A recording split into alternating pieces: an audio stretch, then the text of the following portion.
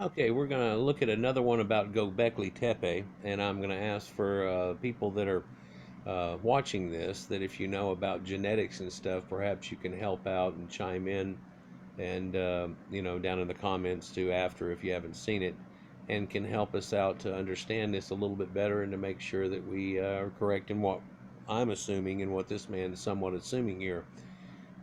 This is Gobekli Tepe at the San Lurfa Museum that's seen there, and you can see the arms that are folded on the side of this, and the hands are on their bellies, and they have the little belts on them, and these little T-type structure heads, and it looks like this has a lot to do with maybe Easter Island guys that have this same connective thing, but also these stand-ups that run around, of course, look like Stonehenge, and a lot of other stone circles and sun circles are cosmic circles that we have found all over the world, pretty much reaching everywhere.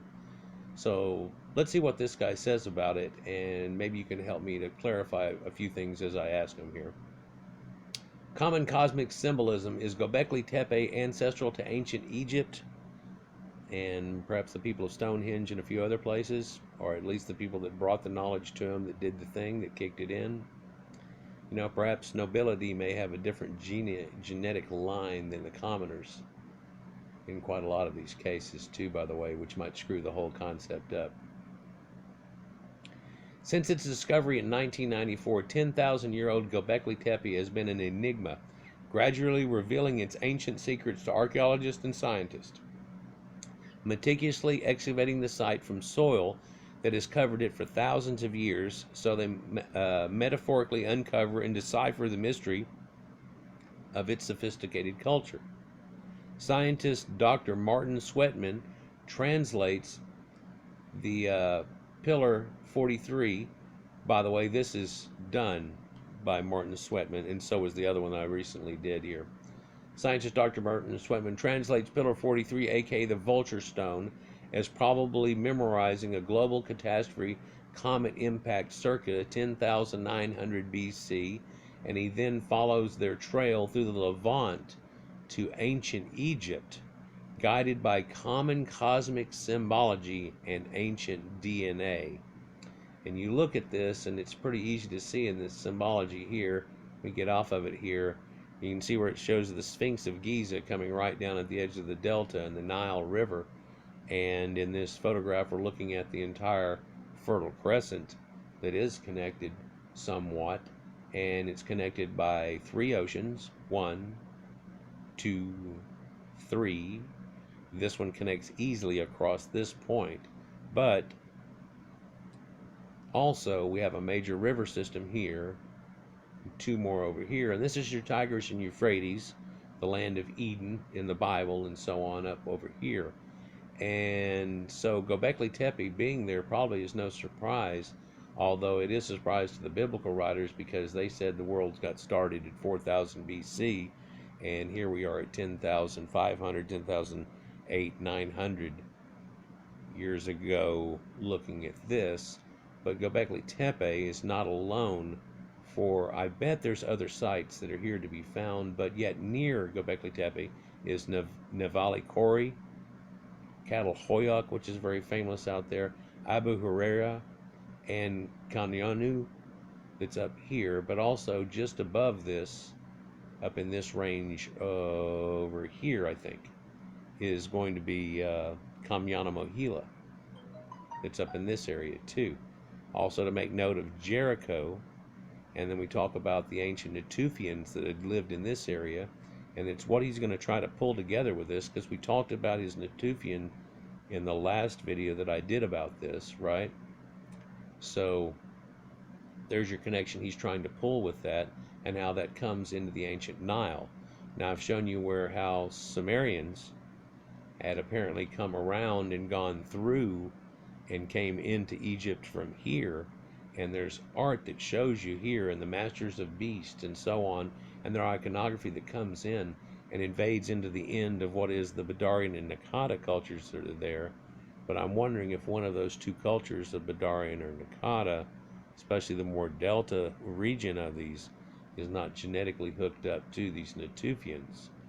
Do the haplogroups and alleles and things show that they connect? That's the good question. It's there. So the Fertile Crescent in the early Neolithic period, incorporating Egyptian Nile, the Levant, southern Anatolia, and Mesopotamia all together, in these ancient primordial Caucasians that, like the Bible says, here they are, and they split out into these three areas.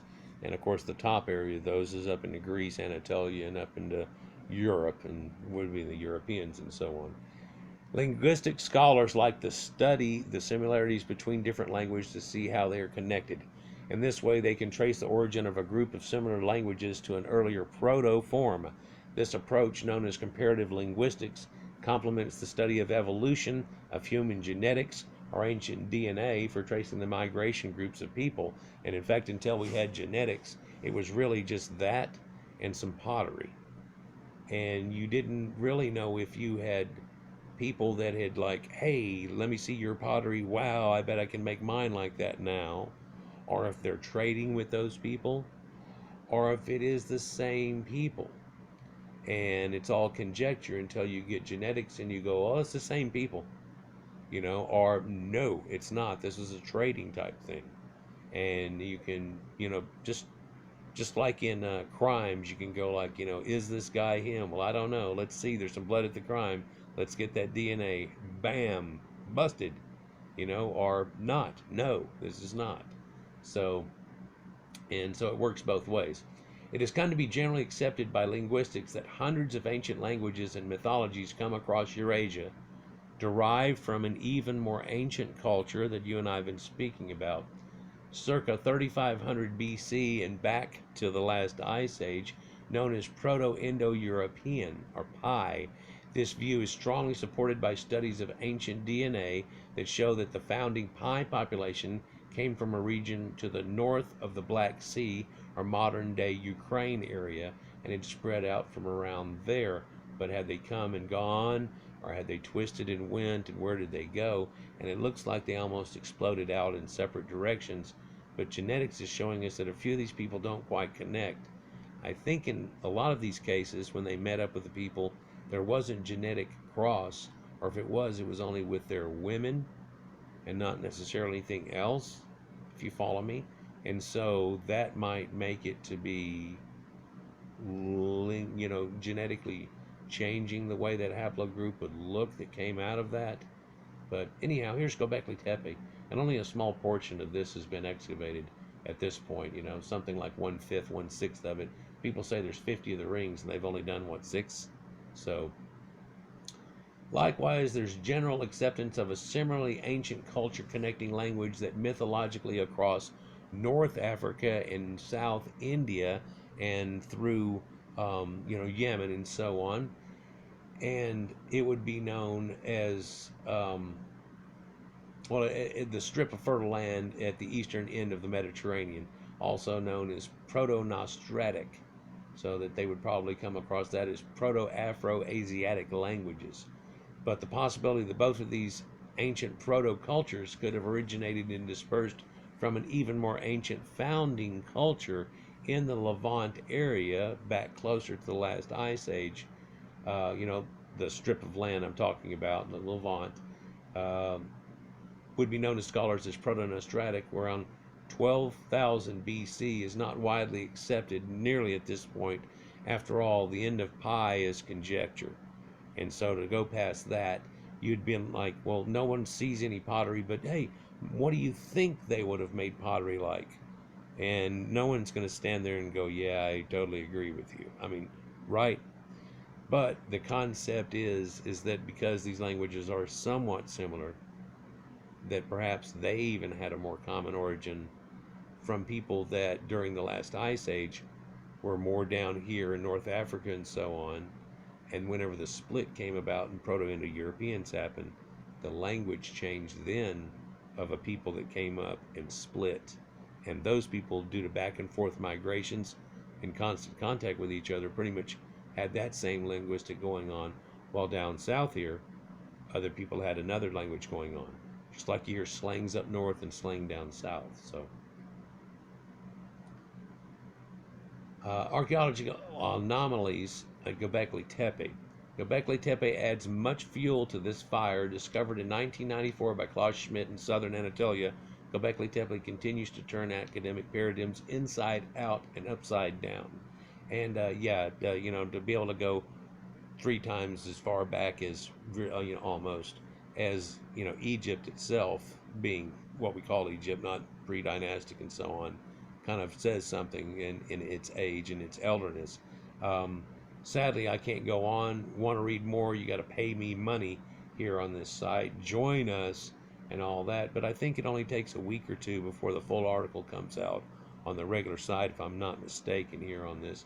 But it's where I think he's definitely going with it. He's going to try to tell you the Natufians, because we saw it in the last video that I just did, the two-parter, which I'm just going to go ahead and hook this up to too. And I'm asking y'all 7P and a couple of my other guys that do some of this genetic stuff, be able to look at it and go, well, Natufians say that they're this says it's that. Does that hook up to what they find in Badarians in any way, or any of the Nakata people, or does it show up in Egyptian in any way? Or are they cousins? How does this work? And is there a way that can work and lock in together? Just like, is there a way for the ancient Sumerian, not what we call Sumerian, but the ancient Sumerian ruling class to come into Egypt and become part of it also, and or a lot of people, that could change it also, but it doesn't have to. It can just be the followers of Shimsu Hor and go from there. Anyhow, guys, kind of neat. See what we can't figure out about this. Take it to one more level, because it's what's been shown, and what I've been having to deal with is pottery and conjecture for over 25 years now.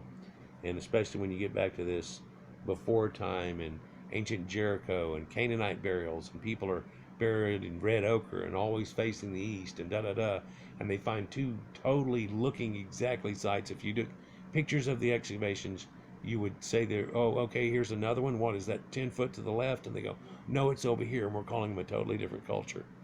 You're like, well, the pottery and the people are doing the same thing. And so, when they name a site, sometimes, as I described earlier, sometimes they make a mistake in just naming things somehow. They call it a Natufian. It's where she came up with that from, but then these others aren't called that over near there because of where they're found out and what the little Tel Amarna or whatever the name of the place is. And next thing you know, it's this culture. Well, that's not the name of that culture. That's just more of these same people, variation on a theme of these same people. Like everybody thought Canaanites and Phoenicians were all different and so on, and come to find out the ancient name of Phoenicians was Canaan, and they're all the same thing.